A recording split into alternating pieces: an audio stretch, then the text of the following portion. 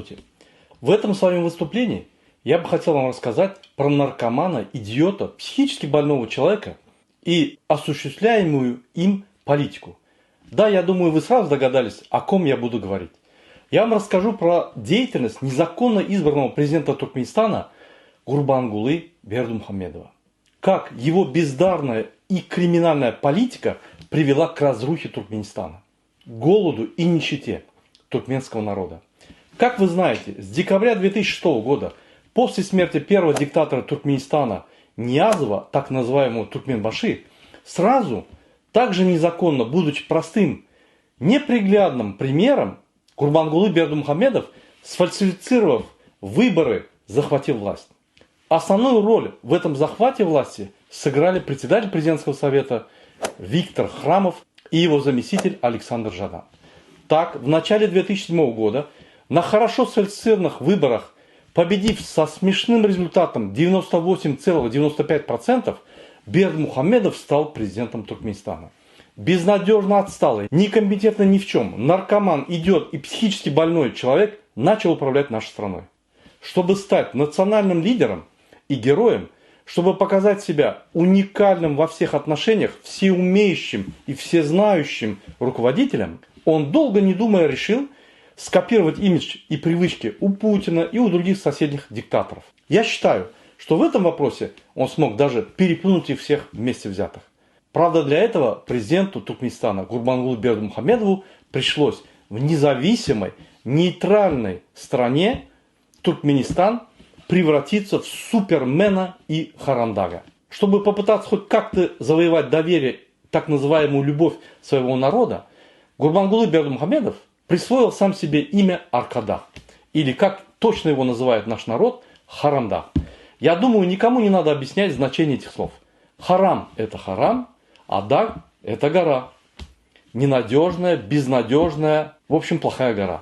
Невзирая на все сложившиеся, катастрофически сложные политические, экономические, социальные проблемы в стране, Гурбангулы Бердымухамедов твердо решил, что для устранения всех этих трудностей и преодоления сложностей во имя своей страны и туркменского народа он должен стать суперменом. Он твердо решил, только так он сможет помочь своему народу и решить все политические, экономические и социальные проблемы, которые накопились в Туркменистане.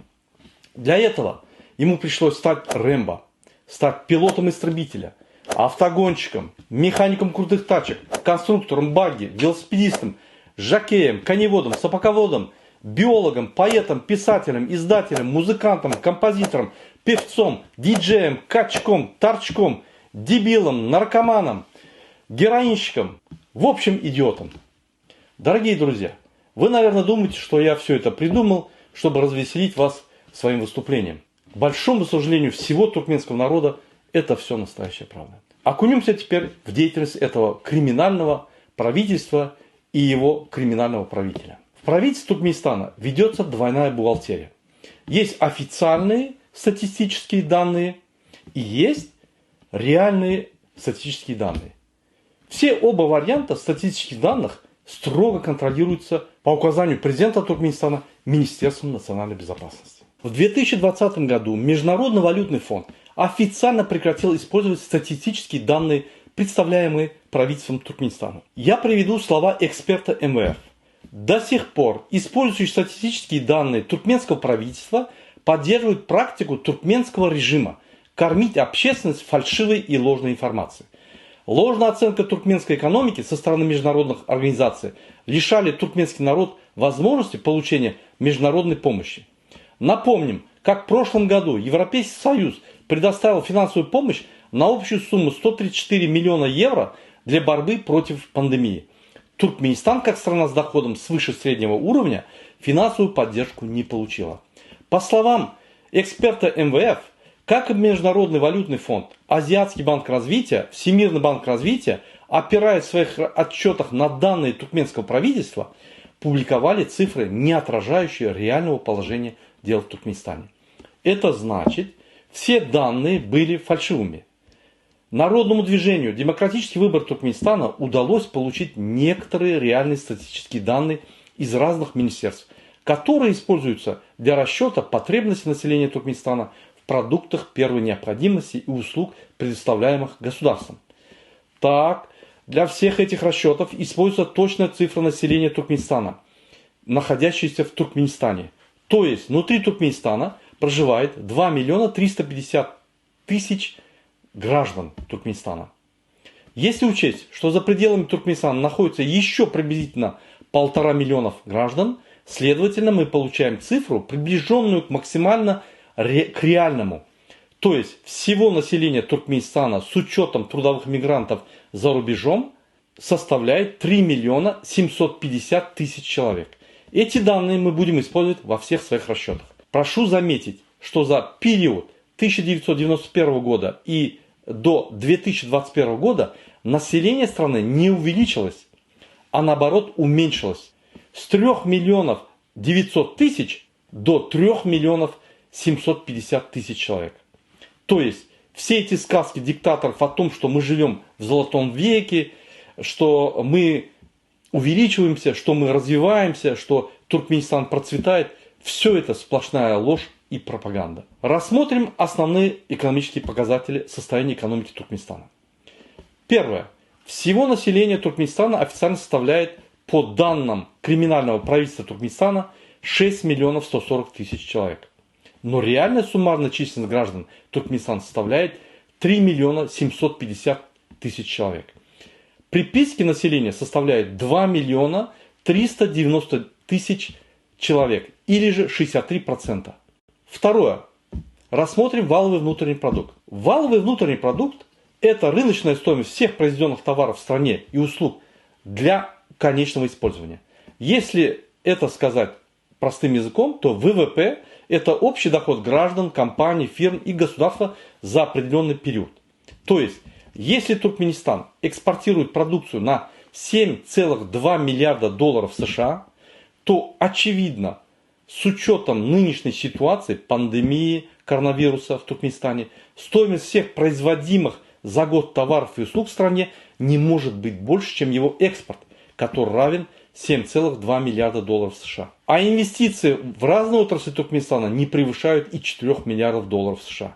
Так, по грубым завышенным подсчетам, мы получаем сумму ВВП 18,4 миллиарда долларов США. Но предположим, мы ошиблись в своих расчетах. Давайте применим коэффициент погрешности в размере 1,2. То есть увеличим показатель ВВП до приблизительно 22 миллиардов долларов США.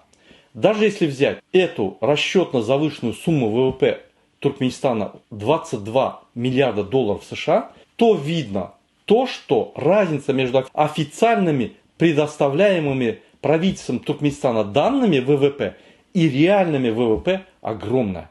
Завышение ВВП или приписка составляет 23,3 миллиарда долларов США или 51%. Третье. Теперь рассмотрим показатели ВВП на душу населения. Если ВВП меняется, численность населения меняется, то ВВП на душу населения, естественно, должен поменяться. И он будет составлять 5945 долларов США вместо ранее объявленных 6389 долларов США. Изменение составило 443 долларов США. Здесь приписки небольшие. Четвертое. Рассмотрим еще один показатель. Это конвертируемость туркменского маната. То есть официальный курс туркменского маната к доллару США. Официальный курс туркменского маната к доллару США составляет 3,5 маната. Но реальный курс обмена составляет 31 туркменских манатов. Он меняется от 30 до 35, вот в этих пределах. То есть, это значит, вы можете свободно купить 1 доллар США за 31 туркменский манат. Разница официального курса и реального курса доллара к манату составляет 8,85 раз. Или на 885% занижен официальный курс доллара к туркменскому манату. Вы спросите, не может этого быть? Может. Вы спросите, но для чего это делается? Это делается для того, чтобы при падении экономики спрятать инфляцию и манипулировать экономическими показателями. Это позволяет бандитскому коррумпированному правительству Бердымухамедова использовать вот эту разницу курса, а также приписываемые статистические данные Госкомстата о населении, о производстве, об экспортной выручке использовать, контролировать и манипулировать статистическими данными о ВВП и ВНП в государственном масштабе. Можно приписывать и изменять доходы бюджета страны в любом направлении и в желаемом размере. Так правительство Бердымухамедова прячет реальную инфляцию, социальную катастрофу населения от мировой общественности. Помните, в моих выступлениях я ввел понятие «почтовая открытка». Так вот, правительство Бердымухамедова показывает фальшивые данные о стране, делая из страны как идеальное фото почтовой открытки для поддержания своего диктаторского режима. Это, как бы сказать, ты играешь в карты, ты проигрываешь, у тебя в колоде одни шестерки, а ты говоришь всем, что у тебя много денег, ты не проиграл ничего, а наоборот выигрываешь, и у тебя в колоде одни тузы. В общем, мошенничество. Поэтому ДВТ всегда говорит, президент Туркменистана Гурбангулы Бердымухамедов мошенник, идиот и наркоман. Но вернемся к экономическим показателям Туркменистана. Обратите внимание, если учесть во внимание то, что экспортная выручка Туркменистана снизилась с 45 миллиардов долларов США до 7,2 миллиарда долларов США, то есть ровно в 5,8 раз или на 583%, то почему-то все наши темпы экономического роста Туркменистана показывают рост более 5% в год. Вы спросите меня, как такое возможно? В стране, где управление государством осуществляется президентом, наркоманом, шизофреником, естественно, это возможно. И я вам в этом видео это докажу. В стране, где экспортная выручка составляет всего лишь около 7,2 миллиарда долларов США, а не 42 миллиарда долларов США, как декларирует правительство Туркменистана. В стране, где каждый год идет прирост темпа роста развития экономики в размере минимум 5%, почему-то безработица составляет более 70%. Почему-то существует очередь за деньгами в банкоматах. Почему-то в банках наличных денег не хватает. Почему-то манат не конвертируется по официальному или приближенному к официальному курсу. Почему-то образовались огромные очереди за продуктами питания первой необходимости. Почему-то, как и в период Второй мировой войны, для населения введены продуктовые карточки. Почему-то граждане Туркменистана для получения продуктов по продуктовым карточкам с вечера занимают очереди. Почему-то выезд в страну граждан Туркменистана запрещен. Почему-то более 1,5 миллионов граждан Туркменистана вынуждены работать за рубежом как трудовые мигранты. Паспорта этим людям не меняются. Почему-то умерших туркменистанцев перевозить в процветающий Туркменистан запрещено. Можно говорить и говорить о всех этих абсурдных вещах, которые творятся в Туркменистане очень долго. Если страна развивается и все показатели только растут и никогда не падают, то все сложности, которые я перечислил в стране, не должны были быть. Потому что это не поддается никакой логике и в голове не укладывается. Если по заявлению правительства Бердымухамедова декларируется рост экономических показателей более чем на 5%, то есть идет мощное развитие страны. Как такое возможно при таких бешеных темпах роста экономических показателей? С каждым днем мы попадаем в экономический кризис. В стране все только ухудшается. Условия жизни народа только ухудшаются. Если использовать и манипулировать фальшивые статистические данные, если делать во всех секторах экономики приписки, то, естественно, на бумаге будет одна картина, но в реальности будет катастрофа. Если учесть во внимание реальные показатели, о которых мы выше говорили, и тщательно их проанализировать, то все встает на свои места. Наша страна банкрот. Страна держится на плаву только благодаря продаже природных запасов. При этом всю социальную нагрузку и ответственность за банкротство страны правительство перебросило на наш народ. Это народ стал банкротом. Это у народа социальная катастрофа. Это у народа отняли реальную зарплату в $300 США. И за счет разницы курса сделали заработную плату всего $35 США. Наш народ вынужден сам решать свои социальные проблемы с помощью трудовых мигрантов. А в это время бандитское правительство во главе мошенника Бердымухамедова увлечено лишь разграблением природных ресурсов и развитием коррупции в стране. Вот эту воровскую систему и использует наркоман, мошенник Бердымухамедов. Вернемся к экономическим показателям. Итак, из 7,2 миллиарда экспортной выручки 70% составляет нефтегазовый экспорт. То есть 5 миллиардов 40 миллионов долларов США.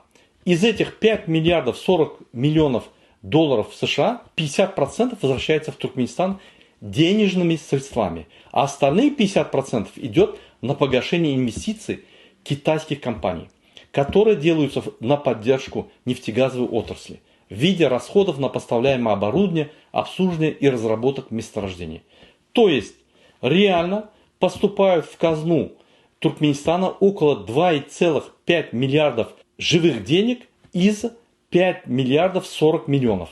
В итоге из 7,2 миллиардов экспортной выручки 2,5 миллиардов уходит сразу в виде бартерных операций, остается всего лишь 4,7 миллиардов долларов США.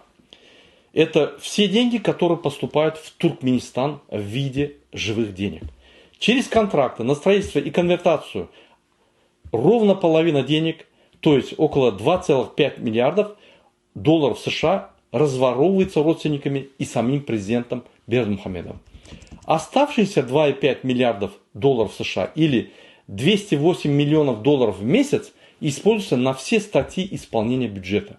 Сельское хозяйство разрушено и безнадежно, инвестиции в другие отрасли, зарплаты чиновников, на всякие мероприятия, на всякие содержания государственных предприятий, в общем, содержание государства. Например, из официально 1,4 миллиона тонн собранной пшеницы реально было собрано 350 тысяч тонн.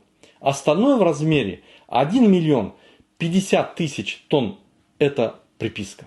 Если учесть то, что Бердымухамедов разрешил продать 500 тысяч тонн зерна за пределы Туркменистана по внешним контрактам, то в закормах ничего не останется, так как всего лишь произведено 350 тысяч тонн. Все это напоминает песню Высоцкого «А где же деньги ЗИН?». Никакой логики в управлении государством и официальных расчетах показателей государства не имеется. Приписки настолько очевидны во всех отраслях экономики, что это можно увидеть, выйдя на улицу. Безработица более 70%. Очереди за деньгами в банкоматах. В банках наличных денег нету. Официальной конвертации манатов в доллары нету. Огромная очередь за продукты питания первой необходимостью. Введены продуктовые карточки, как в период Второй мировой войны. Семье из 3 человек выдают всего лишь 1 литр масла в месяц. На семью в месяц выдают половина куриной ляжки. Я повторяю, не коробку, половина одной куриной ляжки на семью из 3 человек выдают в месяц. По субсидированным ценам продукта питания. Сахар в месяц 350 граммов на семью из 3 человек. Или же более 3 человек. Граждане Туркменистана с вечера вынуждены занимать очереди для получения продуктов по продуктовым карточкам. Эти все проблемы можно перечислять очень долго. Обратите внимание, с 1991 года и по сегодняшний день за весь период управления Туркменистаном диктаторами Ниязовым и Бердымухамедовым все экономические показатели страны только растут. Для человека, не прожившему в Туркменистане, ознакомившись с городскими картинками и цифрами в интернете, могло бы показаться, что Туркменистан – это самая развивающая, самая процветающая страна в Средней Азии. В стране строятся гигантские сооружения. Темп роста экономики Туркменистана каждый год составляет свыше 5%. Бла-бла-бла-бла-бла-бла. Но, к сожалению, из-за масштабных приписок во всех отраслях экономики Туркменистана, декларируемых правительством фальшивых экономических показателей, в реальности Туркменистан банкрот, и страна летит в экономическую и социальную пропасть. Да, мы банкроты, денег нету, отечественная валюта не конвертируется, в отраслях экономики страшный спад, масштабные приписки, государственные предприятия еле дышат, малый и средний бизнес почти уничтожен, безработица более 70%. Наш народ вынужден как раб в чужих странах в качестве дешевой рабочей силы быть трудовыми мигрантами. В банках везде очередь за деньгами, в государственных магазинах очереди за продуктовыми карточками. Конституция не работает, коррупция на 100% поглотила все государственные структуры. А в это время наркоман, президент Туркменистана идиот Бердымухамедов в каждой области строит дворцы для своих собак, конюшни с ипподромами для своих коней. Идиот, наркоман Бердымухамедов своим указом утверждает медали для собак и награждает этими медалями своих министров и вице-премьеров. Строит своим собакам позолоченные памятники по 11 миллионов долларов.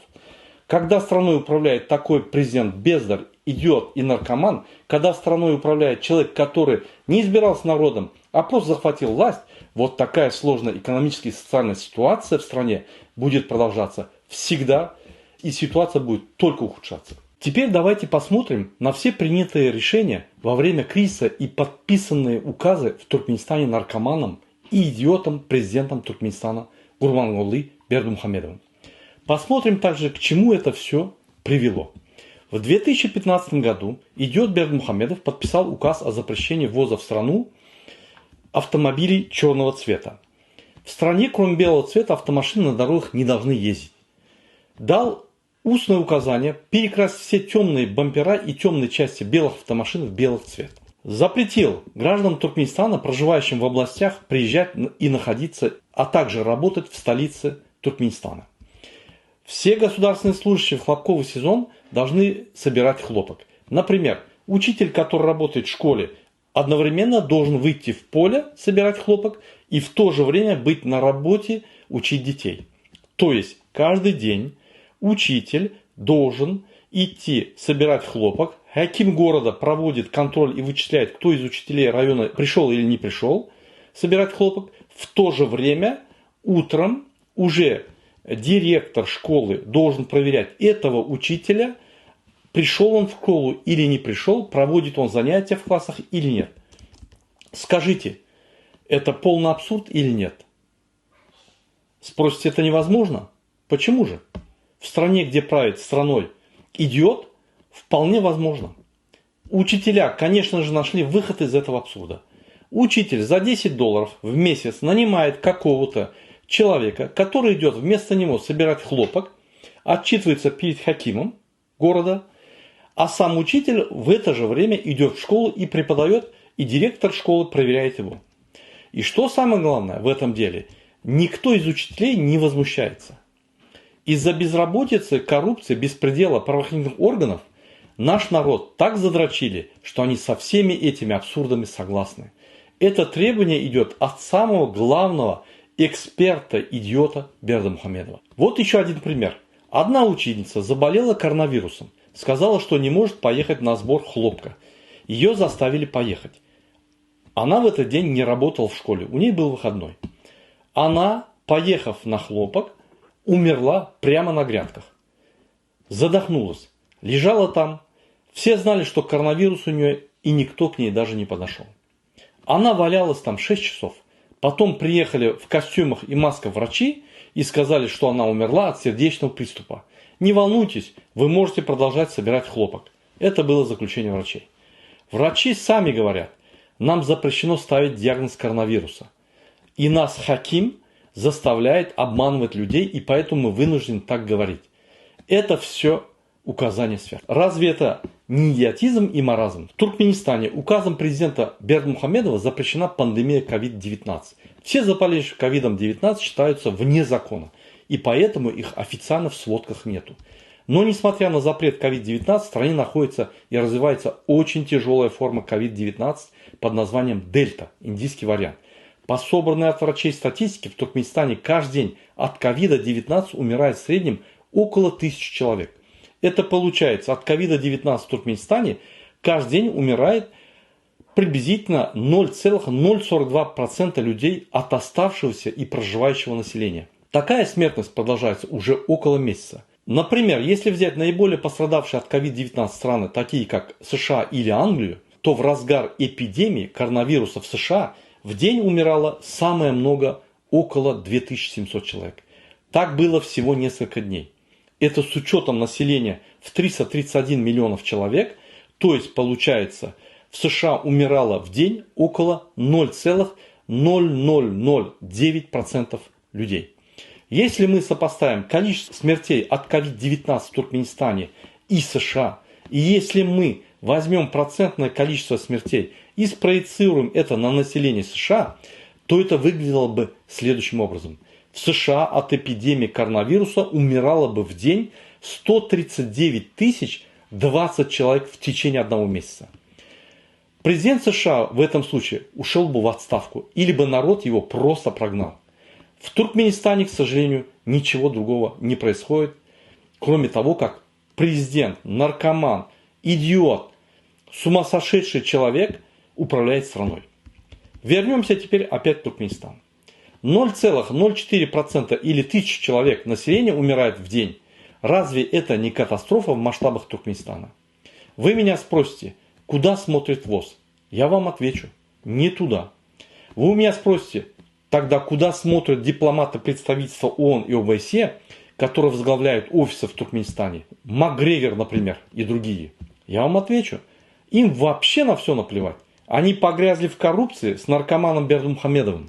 Они на всех вечеринках наркомана Бердымухамедова танцуют по его гитарную фонограмму. Да-да, это правда, не под дудочку, а под гитарную фонограмму. Или взять, например, такую страну Англию. Самое многое в пик эпидемии умирало в день не более 1200 человек. Это 0,0018% от 68-миллионного населения Англии. Это продолжалось тоже всего несколько дней, потому что власть сразу отреагировала на катастрофу и приняла для спасения людей беспрецедентные меры, после чего сразу произошел спад смертности. В Туркменистане, когда у тебя умирает от ковида-19 родственник, ему ставится диагноз почечная недостаточность, или умер от сердечного приступа, или от заражения печени. В общем, пишут что угодно, только не COVID-19. Этого человека в пакете хоронят сразу, даже если он умер после 22:00. В Туркменистане нельзя снимать на видео и фото кладбища. Полицейские сотрудники службы национальной безопасности контролируют кладбище. Потому что, не дай бог, если это видео или фото распространяется за пределы Туркменистана, и будет известно, сколько в Туркменистане людей умирают в день от COVID-19. Запрещены рекламы казино, БАДов, гадалок, эротических массажей, пиротехники, энергетиков, детских молочных смесей. В Туркменистане молодым парам в парках нельзя встречаться. Они вместо любви к друг другу могут подумать о чем-то другом, например, о недовольстве к действующей власти или еще о чем-нибудь другом. В Туркменистане во всех местах запрещено курение. В Туркменистане запрещено въезжать и выезжать гражданам Туркменистана за пределы страны. Из-за этого более 1,5 миллионов трудовых мигрантов не видели годами свои семьи, потому что они не могут попасть к себе на родину. В период всемирной коронавирусной эпидемии Туркменистан не проводит, как другие страны, эвакуацию своих граждан, застрявших в чужих странах. С начала 2020 года очень многие люди ожидают в своей очереди попасть в Туркменистан. Это граждане Туркменистана. Запрещено въезжать и приезжать всем студентам в Туркменистан, которые учились за границей и закончили свою учебу. Продлевать им паспорта запрещены. Студенты оказались без документов, без денег, без медицинской страховки, без вакцинации, без средств к существованию. Родителям этих студентов, у которых дети застряли за границей, запрещено жаловаться. По личному указанию идиота, президента Туркменистана Бердымухамедова, запрещено продлевать паспорта гражданам Туркменистана, оказавшимся за пределами Туркменистана. В связи с этим посольства Туркменистана не меняют паспорта гражданам Туркменистана, у которых закончились сроки паспортов. По личному распоряжению идиота, наркомана, президента Бердымухамедова запрещено привозить в Туркменистан тела умерших за пределами страны туркменистанцев. Запрещено говорить, что в Туркменистане все плохо, что у тебя нет работы, что ты не можешь получить свои деньги в банке, что ты голодаешь, что ты стоишь в очередях целыми днями за продуктами питания. В Туркменистане каждые 3 месяца отстреливают собак и кошек. В то же время идиот Бердымухамедов учредил медали собак и награждает своих вице-премьеров и министров. Этот идиот в каждой области страны строит своим собакам дворцы и памятники, строит своим лошадям ипподромы. Бердымухамедов дал указание очистить города от бездомных собак и кошек, после чего каждые 3 месяца начали отстреливать в городах собак и кошек. Этот список указов и идиотских решений можно продолжать и продолжать, но от этого ничего не меняется. Рассмотрим состояние прав человека в Туркменистане. Диктатор Бердымухамедов каждый день нарушает Конституцию и конституционные права граждан Туркменистана. Так, в марте 2021 года наркоман-идиот Бердымухамедов, одновременно являясь президентом Туркменистана, руководителем кабинета министров исполнительной власти, нарушив статьи 73 и 85 Конституции Туркменистана, незаконно избрал себя депутатом Верховной Палаты парламента Туркменистана, так называемым Халк Кеңеши.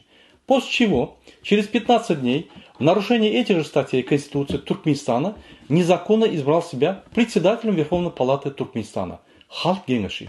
Я вам зачитаю выдержки из последней Конституции Туркменистана, принятой в 2020 году. Статья 73. Президент Туркменистана не может быть членом или депутатом Милли Кеңеша Туркменистана, то есть парламента Туркменистана. Статья 87. Член Халк Маслихаты или депутат Меджлиса не могут одновременно занимать должность члена Кабинета министров, хакима, арчина, судьи, прокурора. Таким образом, наплевав на Конституцию Туркменистана, идиот, наркоман Бердымухамедов забрал под свой контроль все ветви власти в государстве. Самое удивительное, ни одна пресса, ни один журналист, ни одна организация по правам человека во всем мире даже слова не сказала. Хотя в Туркменистане присутствует отделение ОБСЕ в лице коррупционера из Канады Макгрегора и отделение ООН с большим персоналом. Этот случай не только не отмечен, а поддержан дипломатами ООН и ОБСЕ, находящимися в Туркменистане. Президент Туркменистана Бердымухамедов, нарушив Конституцию Туркменистана, назначил себя руководителем исполнительной власти, судебной власти и руководителем законодательной власти. Он сам избирает депутатов, назначает судей и управляет ими.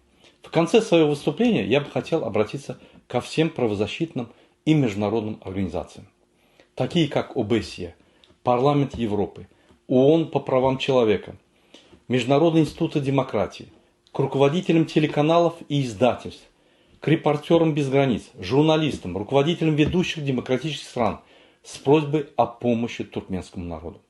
В Туркменистане со стороны сумасшедшего наркомана, президента Туркменистана, идиота Бердымухамедова происходит настоящий геноцид туркменского народа. Народное движение «Демократический выбор Туркменистана» просит ООН по правам человека срочно направить комиссию по проверке нарушений прав человека в Туркменистане. Ваше отделение ООН в Туркменистане коррумпировано. Им надо снять розовые очки и перестать танцевать под песни наркомана, диджея и идиота Бердымухамедова. Мы обращаемся также во Всемирную организацию здравоохранения ВОЗ. Срочно направьте комиссию для подтверждения эпидемии коронавируса COVID-19 в Туркменистане и масштабов заболевания. Каждый день в стране умирает от ковида около 1000 человек, а это 0,04% от оставшего населения. Родственникам умерших от COVID-19 запрещено об этом говорить. Просим срочно помочь туркменскому народу победить эпидемию. У меня вопрос к руководителям ООН по правам человека в Женеве и ОБСЕ, который находится в Вене. Вы уже 30 лет смотрите на происходящее в Туркменистане своими розовыми очками. Обычно каждые 2 года человек меняет свои очки. А вы когда собираетесь снять и убрать свои розовые очки? Когда вы собираетесь сказать правду о всех нарушениях прав человека, происходящем в Туркменистане?